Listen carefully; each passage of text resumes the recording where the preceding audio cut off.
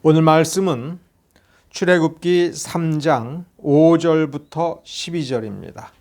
출애굽기 3장 5절서부터 12절 제가 개역 한글판으로 읽어드리겠습니다.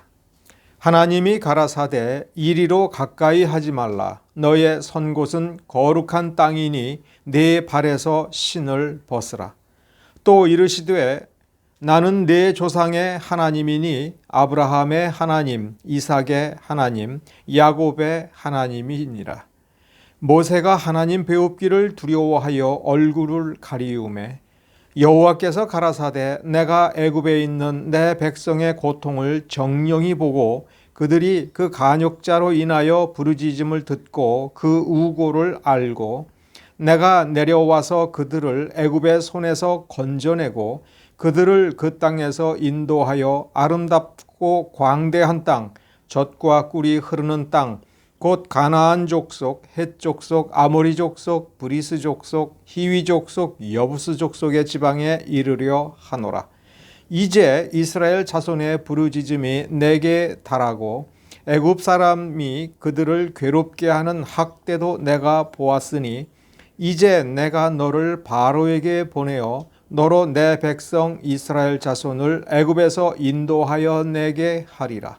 모세가 하나님께 고하되 내가 누구고 한데 바로에게 가며 이스라엘 자손을 애굽에서 인도하여 내리이까. 하나님이 가라사대 내가 정녕 너와 함께 있으리라. 네가 백성을 애굽에서 인도하여 낸 후에 너희가 이 산에서 하나님을 섬기리니 이것이 내가 너를 보낸 증거니라. 지난 주일에 우리는 마태복음 9장 9절서부터 13절을 살펴보았습니다. 우리 주님께서 가버나움 세관 앞을 일부러 지나시면서 마태를 지목하여 나를 따르라 하신 그 소명, 부르심이 마태복음 9장 9절서부터 쓰여지고 있습니다.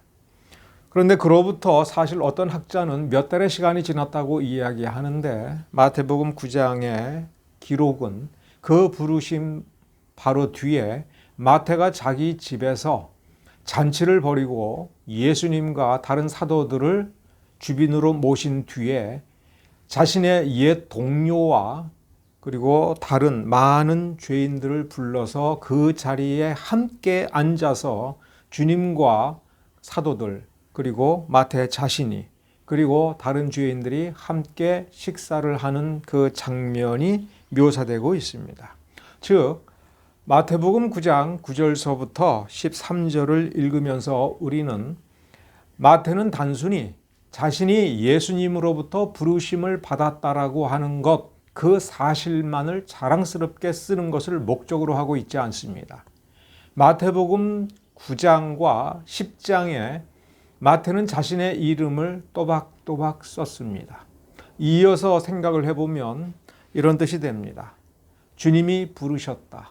그래서 마태 자신은 부르심에 합당한 행동을 했다. 그게 마태 자신의 집에서 잔치를 벌이는 그 일이었습니다. 근데 그 잔치는 좋은 사람들끼리만이 아니라 세상에서 가장 좋으신 예수님과 그리고 사도들 그리고 많은 죄인들이 함께하는 잔치를 벌였습니다.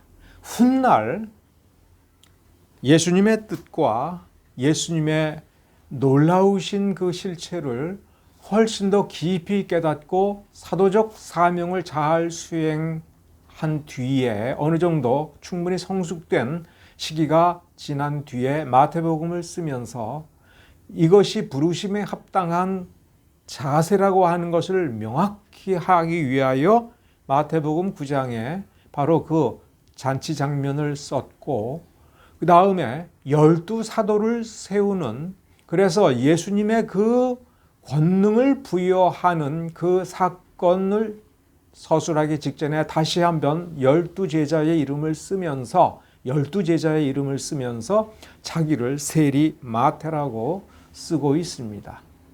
즉 부르심을 받고 소명을 받고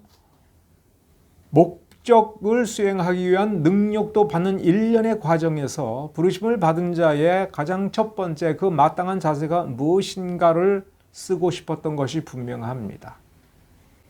그래서 우리는 구약 성경 본문에서 바로 이와 같이 하나님께서 마치 사도를 부르듯이 매우 중요한 자신의 사역자를 부르시는 그 전후 문맥을 통해서 우리는 구약과 신약의 통일성과 일관성을 살펴보고 부르심을 받은 자가 어떻게 반응을 해야 될지 뿐만 아니라 부르실 때 하나님께서는 우리를 어떻게 다루시는지에 대해서 살펴볼 필요가 있다고 보았습니다. 그래서 오늘 우리는 출애굽기 3장으로 왔습니다.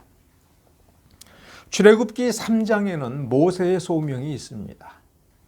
그런데 출애굽기 3장 오늘 본문만이 아니라 사실은 출애굽기 1장 1절서부터 4장 마지막 지점까지 4장 27절인가요? 그 부분까지 모두가 다 우리 하나님께서 모세를 부르시는 장면입니다.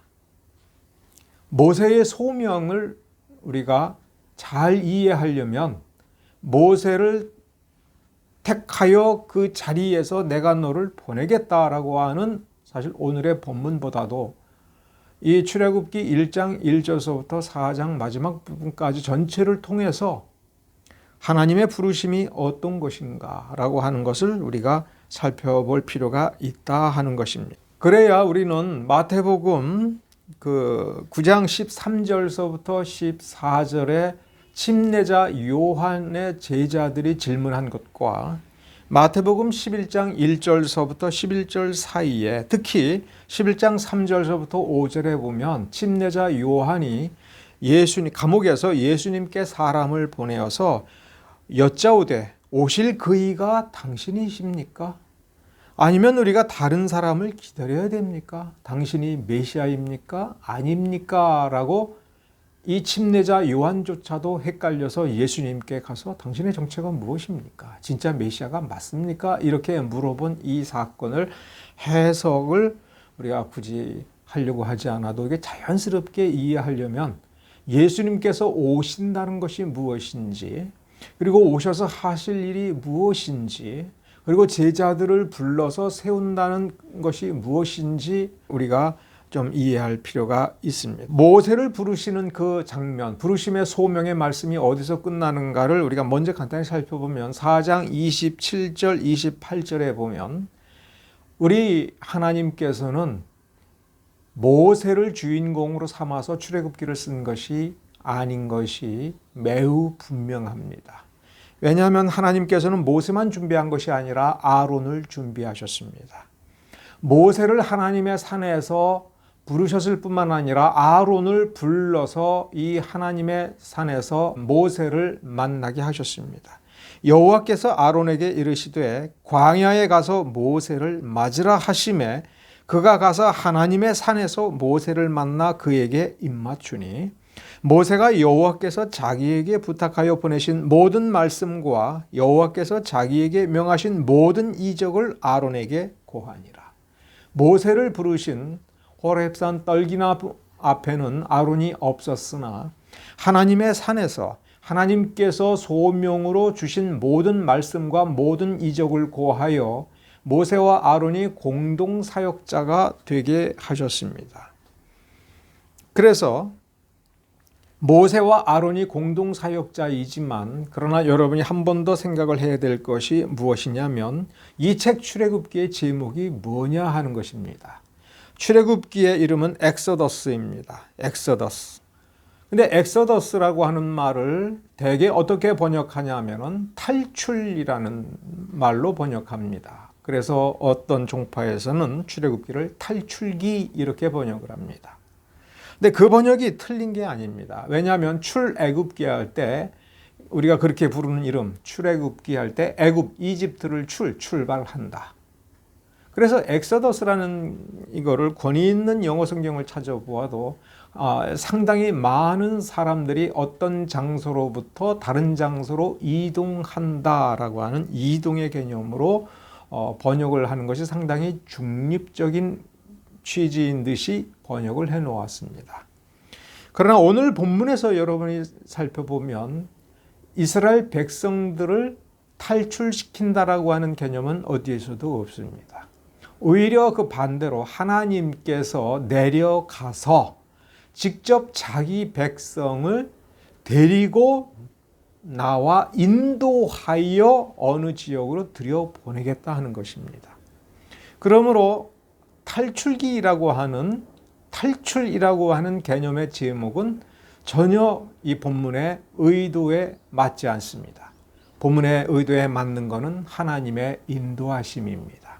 그러나 그 인도하심은 애굽이라고 하는 세상의 어두운 권세 아래에서 신음하고 있는 하나님의 그 백성을 하나님께서 인도하여 광명한 곳, 젖과 꿀이 흐르는 땅으로 인도하여 낸다는 점에서 구원이라는 의미가 그 안에 숨어 있고, 하나님의 이 부르심은 모세를 부르시고 모세에게 소명을 주는 것이 아니라 이스라엘 백성을 부르는 것입니다.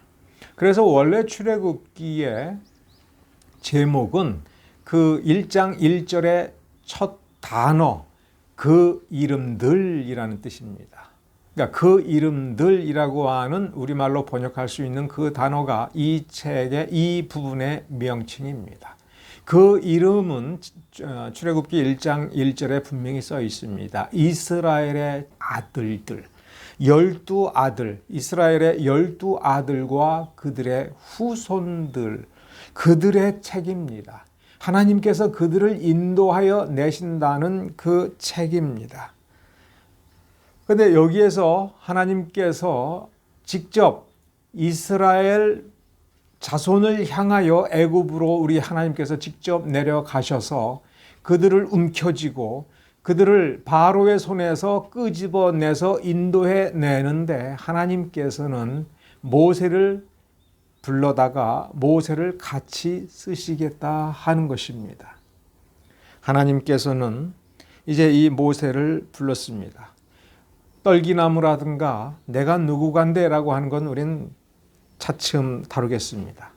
오늘 우리가 그 무엇보다도 먼저 다루어야 될 부분은 출애굽기 3장 9절서부터 10절에 있는 반복되는 단어 이제라고 하는 단어입니다.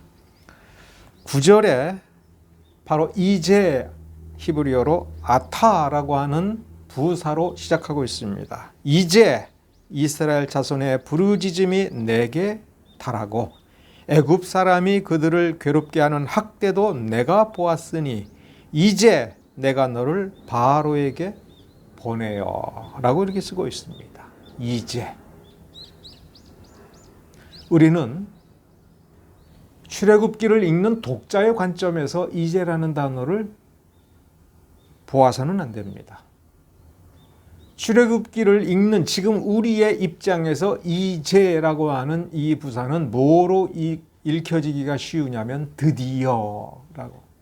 와, 드디어 주님께서 이 백성을 구원하시는구나. 드디어 모세를 쓰시는구나. 그러면서 우리의 머릿속에 있는 선입견, 드디어 하나님의 준비는 끝났다. 하나님께서 40년 동안을 모세를 이집트 왕궁에서 세계 최고의 학문을 배우게 하신 뒤에 그 뒤에 나이 40세에서부터 80세까지 이 신의 광야로 보내서 모든 것을 비우고 모든 것을 내려놓고 겸손히 주님의 손에 붙잡히는 도구로서 순종할 수 있는 완성체로 주님께서 준비하신 그 모든 준비가 이제 끝나고 드디어 모세를 쓰신다. 이제 기적을 행할 것이며 이제 놀라운 출애굽의 역사가 일어날 것이다. 우리는 이렇게 선입견적으로 상상하기 쉽습니다. 그런데 이 모세와 대화하는 이 장면에 오직 누구만 있습니까? 모세만 있습니다. 9절과 10절, 이제 이스라엘 자손의 부르짖음이 내게 도달했다, 내 귀에 들렸다, 내 귀에 도착했다라고 하는 이 말씀을 누구에게 해 주셨습니까? 모세에게 해 주었습니다. 그러므로 이 이제라고 하는 이 단어를 모세 입장에서 들어야 됩니다. 모세가 순간적으로, 우리가 모세라면 가정해 봅시다. 순간적으로 이제 들었다, 이제 내가 보았다, 라고 주님께서 말씀하셨으면 뭐라고 들리는 겁니까, 이게? 지금에서야 내가 들었다. 이렇게 들릴 수도 있는 겁니다. 지금에서야. 이제 보았더니 그러네. 이제 보았더니 내 귀에 내 백성이 부르짖고 울부짖는 소리가 들리네. 내가 이제서 들었어. 그래서 내가 이제서라도 내가 너를 보내야겠어. 이렇게 들릴 수 있는 거 아닙니까? 이 히브리어 아타가 now, 지금, 이제라고 하는 단어로만 번역이 되는 게 아닙니다. 원래 이 아타라고 하는 단어는 이제부터라고 하는 뜻도 그 안에 있습니다. 지금부터라는 뜻도 있습니다. 그러니 이 9절과 10절을 약간 삐딱하게 들으면 이렇게 될 수 있는 겁니다. 내가 이제부터 듣는다. 이스라엘 백성이 울부짖는 소리 내가 이제부터 듣는다. 이스라엘 백성들이 학대를 당하고 채찍에 맞는 건 내가 지금부터 본다. 지금부터 본다. 그래서 내가 지금부터 너를 택하여 너를 구속자로 삼기 위하여 내가 너를 내 지팡이로 삼아서 이집트에 보내니 가서 내 백성을 꺼내오라. 자, 지금부터 내가 나의 구속 사역을 시작할 거야. 이렇게 들릴 수도 있는 거 아니겠습니까?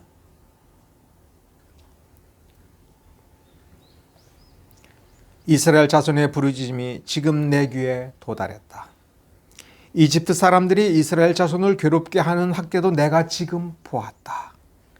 그래서 내가 지금 너를 바로에게 보내겠다. 모세 입장에서 얼마나 기가 막힌 말씀입니까? 자, 여기서 우리는 뭐가 빠져 있다라고 하는 것을 발견해야 됩니다. 우리 주님께서 모세에게 말씀하실 때 뭔가를 빼뜨려 놓으셨습니다. 1장 1절서부터 이 3장까지를 일단 다 이렇게 한눈에 봐야 이 뭐가 빠졌는지를 볼 수가 있습니다. 첫째, 출애굽기 2장에 기록되어 있는 11절서부터 15절에 기록된 사건을 빼놓으셨습니다. 출애굽기 2장 11절서부터 15절은 모세가 40세가 되었을 때에 어느 날 나가서 보니까 이집트의 그 애굽 사람이 아마 간역자일 겁니다. 감독관일 겁니다. 히브리 사람을 몹시 치는 거를 보았습니다. 그런데 몹시 경멸적으로 몹시 가혹하게 죽일 듯이 쳤습니다. 근데 모세가 좌우를 보니까 아무도 없었습니다. 즉 그 자리에는 바라보는 모세와 때리는 애굽 사람, 매맞는 히브리 사람 딱 셋이 있을 때 모세가 그 때리는 모습을 보고 도저히 참을 수가 없다고 생각을 했을 수도 있고, 그와 동시에 모세가 40세가 된 이 무렵에 드디어 자기가 기다리고 기다리던 기회가 왔다. 드디어 때가 왔다. 내가 이 사람을 구하고 이제 이들과 함께 출애굽의 역사를 이루어 보겠다. 우리가 여기에서 이렇게 학대를 당할 이유가 없다. 아마 그렇게 생각을 했음이 틀림이 없습니다. 그래서 좌우로 살펴 사람이 없음을 보고 그 애굽 사람을 쳐 죽이고 모래에 감추었습니다. 시간을 벌기 위해서죠. 무슨 시간입니까? 바로 이 히브리 사람을 이제 구해낸 뒤에 이 사람을 통해서, 그리고 그 히브리 장로들, 이스라엘 장로들을 통해서 이제 세력을 규합하고 이제 드디어 출애굽을 해 나갈 그 어떤 조직화와 행동을 하기 위해 약간의 시간을 벌어 두어야 되겠지요. 그러나 이튿날 바로 다음 날 나가서 보니 또 히브리 사람 둘이 서로 싸우고 있었습니다. 그래서 왜 동포끼리 싸우느냐, 왜 그렇게 때리느냐라고 했을 때 그 때리던 사람이 누가 너로 우리의 주제와 법관을 삼았느냐, 이렇게 반박을 하고 모세를 경멸하고 무시했습니다. 여기서 모세가 깨달은 건 내가 살인한 것이 들통났구나, 소문이 퍼졌구나가 아니라 이스라엘 백성들이 나를 받아주지 않는구나 이거예요. 모세가 왕자의 자리를 박차고 목숨을 걸고 히브리 사람 하나를 구하면서 이제 이들과 더불어서 어떤 모종의 교육을 드디어 꿈꾸고 드디어 때가 왔다고 생각하고 더 늦추어서는 안 된다라고 생각을 했음에도 불구하고 이스라엘 백성들은 이 모세를 자신의 지도자로 받아들이기를 거부했던 것입니다. 그 사실을 깨달은 겁니다. 그래서 그는 도망을 갔습니다. 그래서 신의 광야로 갔고 미디안 족속에게로 가서 미디안 제사장 이드로의 딸과 결혼을 해서 거기서 40년을 보냈습니다. 우리 주님께서 모세를 부르실 때에 이 사건을 전혀 언급하지 않았습니다. 그러므로 하나님의 눈에는 마치 뭐가 안 보이는 것처럼 여겨질 수 있습니까? 모세의 지난 40년, 모세의 지난 80년이 지금 수포로 돌아간 것입니다. 하나님 눈에는 보이지 않는 듯한 것입니다. 하나님이 인정하지 않는 듯한 것입니다. 모세가 애굽 궁정 40년 동안 교육을 받을 때에 그는 가슴속에 히브리인이 나의 진정한 동포이며 히브리인들과 더불어서 하나님께서 약속하신 땅에 우리는 가야 된다라고 하는 생각을 가졌고, 자신의 동포들이 애굽 사람들로부터 학대를 당할 때에 그 학대를 받을 이유가 없다라고 분명히 생각을 했고, 그는 분노했던 것입니다. 그래서 나이 40에 결행을 했으나 히브리인들이 받아들이지를 않고 동족이 거부를 해서 이 미디안 족속에게 왔습니다. 미디안 족속이 어떤 사람들입니까? 요셉의 형들이 죽이고자 했을 때 결국 죽이지 않고 팔아버렸을 때 이 미디안 족속 상인들에게 팔아서 애굽에 팔려간 사건이 있습니다. 이후의 역사에도 이 미디안 족속은 원수 중에 원수처럼 등장합니다. 그들에게 있는 뼛속 깊이 새겨져 있는 열등감, 즉 이 미디안 족속은 아브라함의 후처인 그드라가 낳은 5 아들 중에 4째 아들입니다. 후처의 자손들입니다. 그래서 그들은 이 아라비아 반도에 흩어져 살고 있다가 끊임없이 이스라엘 족속의 멸망을 도모했습니다. 그들에게 가서 몸을 의탁을 하고 그들의 딸과 결혼을 하고 나이 80이 되도록 그 장인의 양을 치면서 독립을 하지 못하고 자기 삶의 터전을 마련하지 못한 실패자의 삶, 그러나 그 속에 있었던 하나님을 향한 열망이 하나님의 앞에서는 아무것도 아닌 것처럼 하나님께서 인정하지 않으셨던 것입니다. 그래서 모세는 하나님께서 너를 보내겠다라고 얘기할 때 내가 누구간데 내가 가겠습니까? 그 말이 무슨 뜻입니까? 나는 실패자입니다. 내가 아무리 공부를 잘했고 훈련을 잘 받았고 지도자로서 갖추었으나 나는 내 동포 한 사람을 설득하지 못했습니다. 나는 도망칠 수밖에 없었습니다. 광야에서 40년 동안을 지내면서 이스라엘 백성들을 구원하기 위하여 어떤 세력을 구축하는 일도 실패를 했습니다.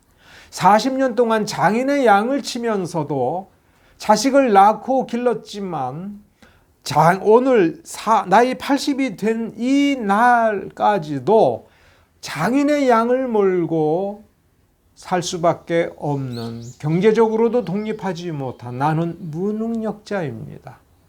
하나님께서도 나를 인정하지 아니하셨기에 하나님께서 도우지 아니하셨는데, 그래서 나는 이렇게 나이 80이 되어서 이제 죽을 날만을 기다리고 있는데 어찌 하나님께서 나를 쓰겠습니까? 도대체 내가 뭡니까? 내가 누굽니까? 이렇게 울부짖었던 것입니다.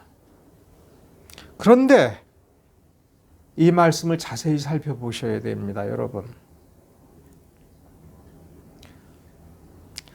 하나님께서 모세를 중시한 것이 아니라 하나님께서 이스라엘 자손을 중시했습니다. 하나님께서는 이스라엘을 기억을 하시고 그의 12아들의 이름을 기억하셨습니다. 그래서 이 책은 그 12아들의 이름이 이렇다라고 하면서, 그리고 애굽에 내려갔을 때에 누가 있는지, 몇 명이 내려갔는지를 하나님께서 기억하시고 이제 구원해 내실 때에 그들을 뭐라고 불렀습니까? 이스라엘 자손 내 백성이라고 쓰고 있습니다.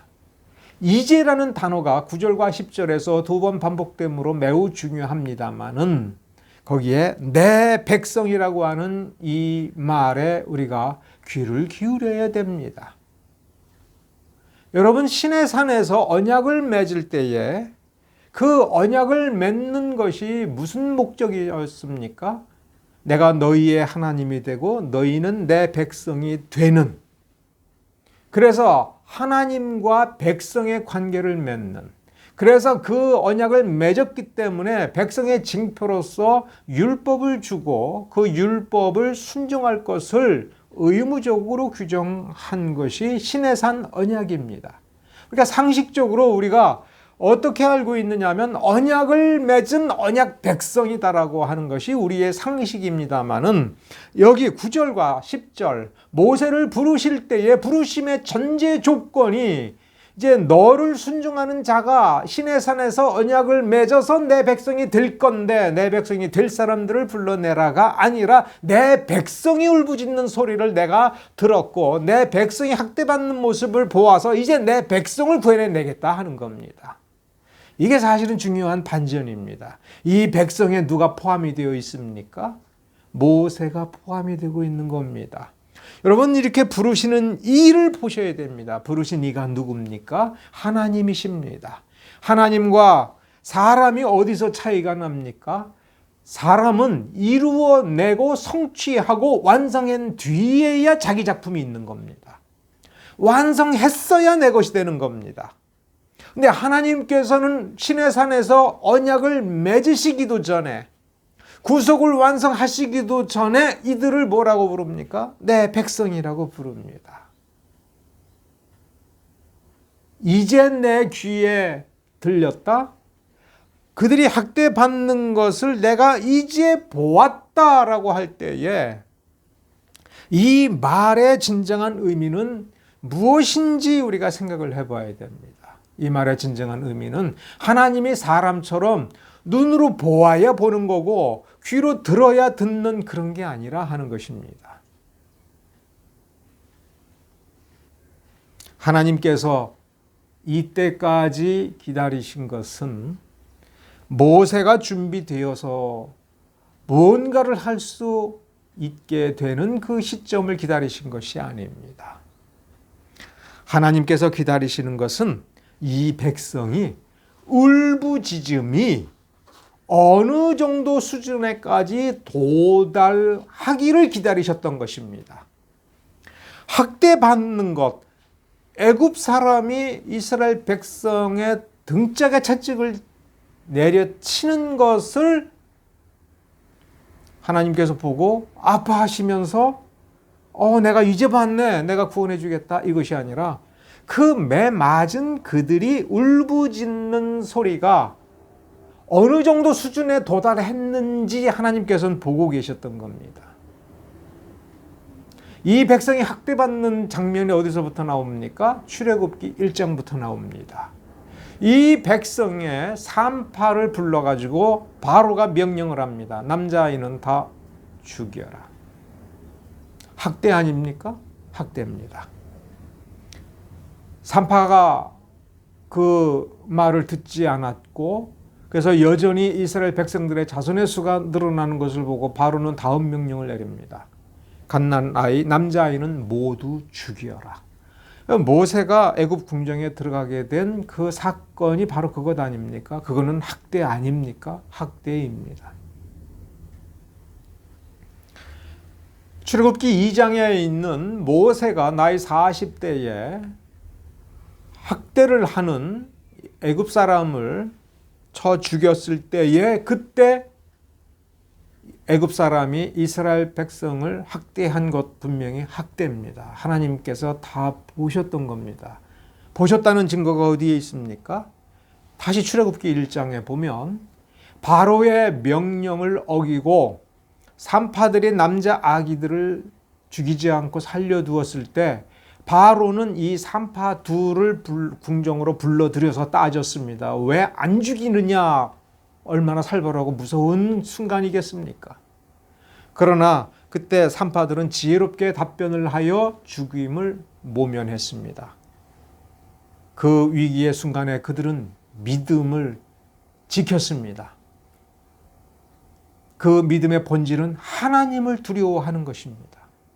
하나님을 두려워하여 그들이 남자아이들을 살렸을 때에 1장의 마지막 부분하고 2장의 맨 앞에 보면 하나님께서 그 산파의 가문을 복주셨다라고 하는 증거가 있습니다. 하나님께서 보셨으니 산파들이 어떤 믿음을 가지고 바로 앞에 어떻게 맞섰는지를 하나님께서 보시고 복주시는 겁니다.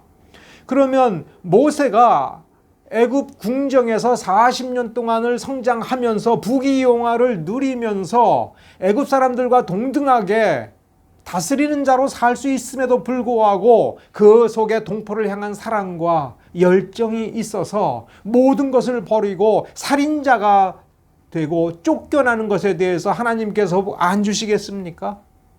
복을 주시는 것입니다. 그 복 주시는 것이 이제 그 영광된 자리입니다. 출애굽기 3장 앞부분에 보면 하나님께서 내가 내려가서 내 백성을 구원하겠다. 이것이 모세를 부르시면서 해주신 첫 번째 말씀입니다. 내가 구원해 낼 거야. 내가 인도하여 낼 거야. 그러나 내가 직접 가서 할 수도 있으면서도 내가 직접 가서 하지 않고 내가 너와 함께 가겠다. 난 혼자 가지 않겠다. 모세 너와 함께 가고 내 형 아론과 함께 갈 거다. 우리 셋이 하는 거야. 이런 식으로 말씀을 하셨다면 모세와 아론에게 있어서 그리고 무엇보다도 모세에게 있어서 이보다 더 큰 축복이 어디에 있으며 이보다도 더 큰 상이 어디에 있겠습니까? 하나님께서는 무엇을 기다리신 겁니까? 이스라엘 백성들이 도저히 못 견디겠다, 뭐라도 해야겠다라고 하는 그 순간까지 오기를 기다리셨습니다. 왜 그렇습니까? 노예 근성 때문에 그렇습니다. 우리가 광야 40년에서 하나님께 계속해서 이 이스라엘 백성들이 두들겨 맞고 죽임을 당하고 할 때에 그 모든 실패의 근본 원인이 애굽에서의 노예 근성이라고 우리가 잘 알고 있지 않습니까? 그 노예 근성이 어디서 드러났느냐라고 할 때 광야 생활 40년에서 드러난 것이 아니라 출애굽기 1장서부터 2장에 그리고 3장에 노예 근성이 저 이스라엘 백성 모두에게 있었던 것입니다. 그래서 우리가 그 관점에 이제라고 하는 관점, 거기서 하나님께서 바라보시는 것이 노예 근성이라고 하는 그 근성이라고 하는 그 점에서 1장, 2장을 다시 보면 이런 겁니다. 바로가 이스라엘 남자 아기를 다 죽이라고 할 때에 산파들이 그거를 어겼습니다. 그러면 다른 남자들은요? 그 갓난 아기들의 부모들은요? 바로가 하나님의 자손, 메시아의 씨를 끊기 위한 사단의 계교에 넘어가서 그리고 이집트를 위하여 이스라엘 남자 아기들은 그 젖먹이들을 다 죽이라고 할 때에 거기에 어떻게 저항했습니까? 분명히 메시아를 단절시키기 위한 사탄의 쾌계임이 너무나도 분명함에도 불구하고 그들은 가만히 있었습니다. 여기가 좋사오니 우리가 이런 꼴을 당해도 여기서 이렇게 사는 게 그래도 살만하니 왜냐면 그냥 이렇게 삽시다 이런 겁니다.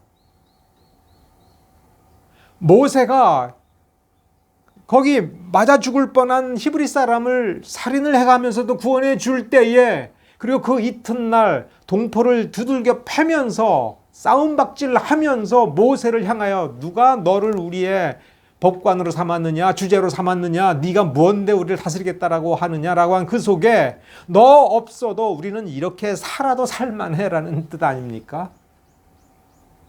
그리고 같이 학대를 당하고 고통을 당하고 있는 이 현실 속에서 나는 그래도 힘이 세니 힘 약한 저놈을 두들겨 패서라도 내가 저놈을 밟고서라도 나는 이만큼 살만하니 그냥 여기 삽시다라는 얘기입니다.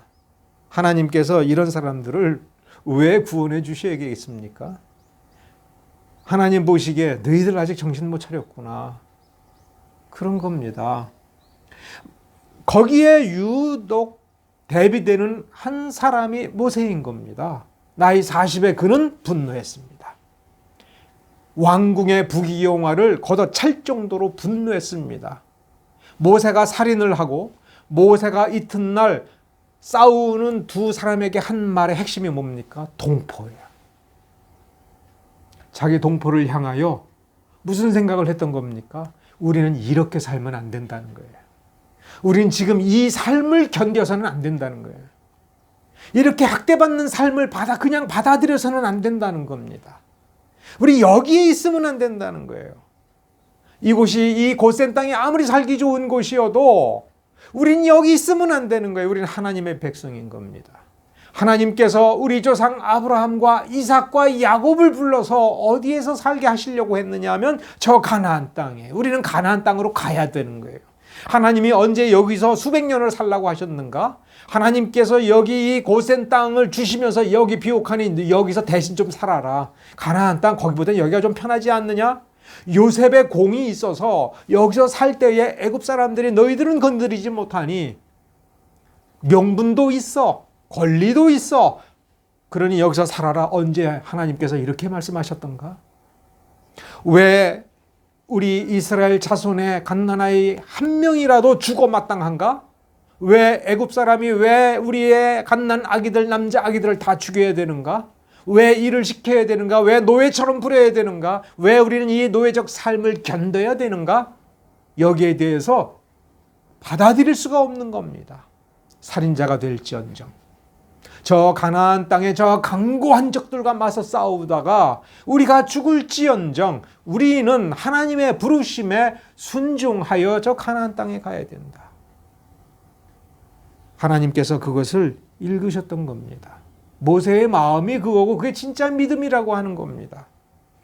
산파의 믿음이 바로 그런 믿음이었던 겁니다. 아니 왜 바로의 명령을 받아들여서 왜 하나님의 백성 이스라엘 자손의 남자 아기들을 죽여야 되는가? 난 못 죽여. 다만 나는 여자이니까 나는 저 바로에 맞서서 싸울 능력은 없지만 저 명령은 듣지 않겠다. 죽일 이유가 없다. 죽여서도 안 된다. 그것이 산파들의 믿음이었고 그 믿음의 본질에 하나님을 두려워한 것입니다. 모세가 애굽 사람을 쳐 죽인 것, 하나님에 대한 두려움이 있는 겁니다. 하나님의 두려움이 있을 때 우리가 무엇을 생각을 해야 되느냐 하면 하나님의 백성이 뭐냐 하는 겁니다. 하나님의 백성, 하나님만이 다스리는 것이에요. 하나님이 우리를 자유케 하여 그의 자녀로 삼을 때에 우리는 자녀됨을 누려야 되지 세상에서 노예처럼 살아서는 안 됩니다. 두들겨 맞으면서도 내가 10대 맞지 않고 한 대 맞았어. 그나마 이게 다행이야. 얼마나 좋아. 우리가 엄청난 부자는 아니어도 요만큼 누리며 사니 그래도 이거라도 지켜야지. 이거 나 다 팽개치고 내가 자유인이다 생각하고 저기 가서 내가 정말 아무것도 없이 거지처럼 살아야 되는가?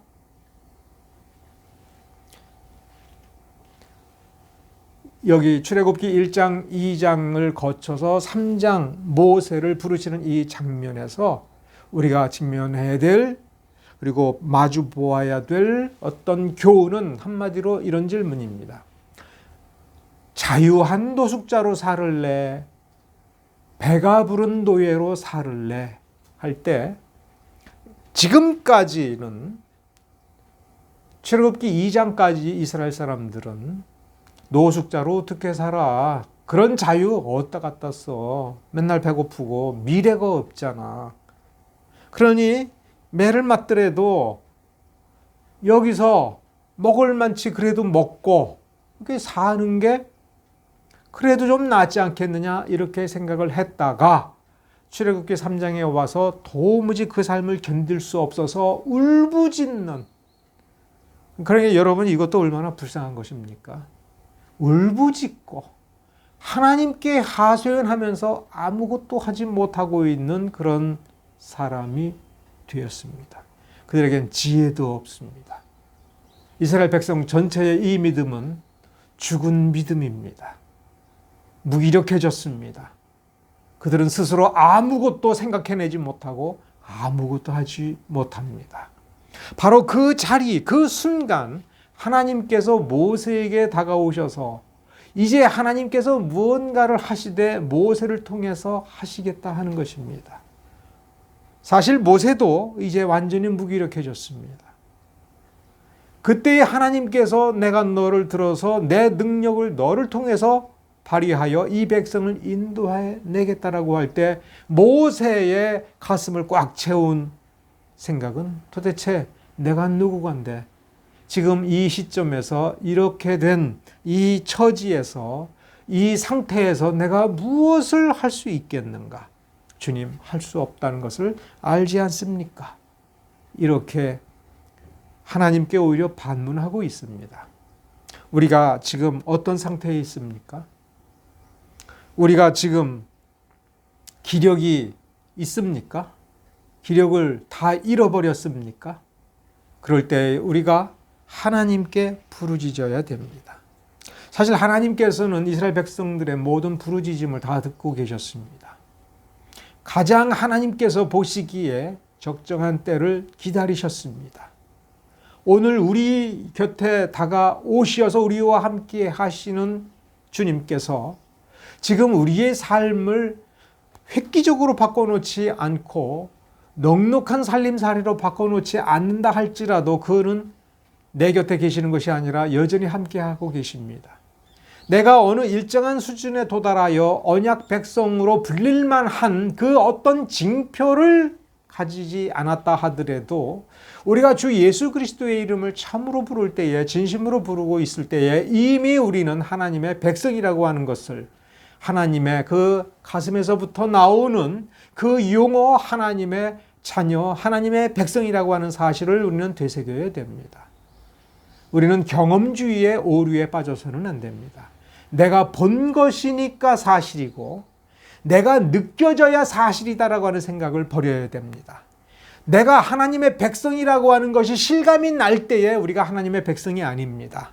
하나님이 우리를 하나님의 백성이다라고 생각하는 그 순간, 저 영혼 전에, 창세 전에 가졌던 그 순간 우리를 향하여 내 자녀, 내 백성이라고 할 때에 우리는 이미 하나님의 백성이라고 하는 사실을 깨달읍시다. 우리 곁에, 우리의 귀에 하나님의 위로가 없습니까?